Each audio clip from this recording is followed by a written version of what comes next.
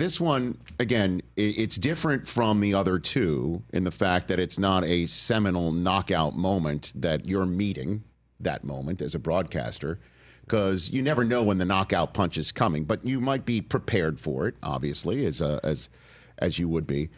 I don't know how you can be prepared for a guy flying into an arena with a fan attached to his back. Here's that moment on November 6th, 1993 in Caesar's Palace of Bowe versus Holyfield 2. And somebody in a parachute has just landed on the edge of the ring, has been pulled away by security guards. The fight has been brought to a halt. There's a massive melee at ringside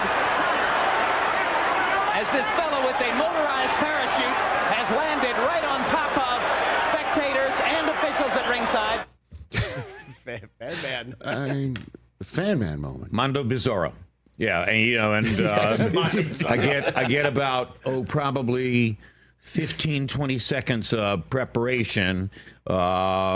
Producer in my ear, Jim, our cameras are tracking something really strange. There's a guy in some kind of a whirly contraption who is circling above the ring, and he appears as though he's going to aim to try to land this thing in the ring. So just be aware. Just be, be alert while you're calling the fight here that it's quite possible, as far as we can tell, and from what our cameramen are telling us, that somebody's going to try to land a flying contraption in the ring.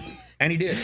Yes, he did. And all sorts of chaos broke loose as the result of that. Second fight between Bowe and Holyfield. First fight had been a stunning and unforgettable fist-to-fist battle that Bowe had won with a great and spectacular performance. Holyfield had hired my dearest friend in the world, my closest male friend, Emmanuel Stewart, to try to figure for him a plan to beat Bowe and get the heavyweight championship back. Emmanuel had come up with a genius plan, and now Evander was in the process of executing that. Judy Bowe, Riddick's wife, was, I want to say, 7 or maybe 8 months pregnant. She was pretty close to delivery. Fan Man came down within about 5 or 6 feet of Judy Bowe. Yeah. And I mean, he could have landed it on her if he had lost control at the end or something like that. So Judy Bowe winds up getting taken to a hospital in an ambulance immediately.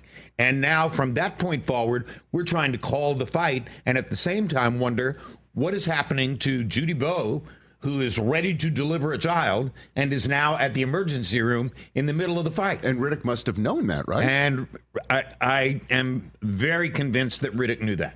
Yes. Which could not have helped him in the closing rounds of a pretty close fight that was headed toward a pretty close decision in Holyfield's favor. Wow.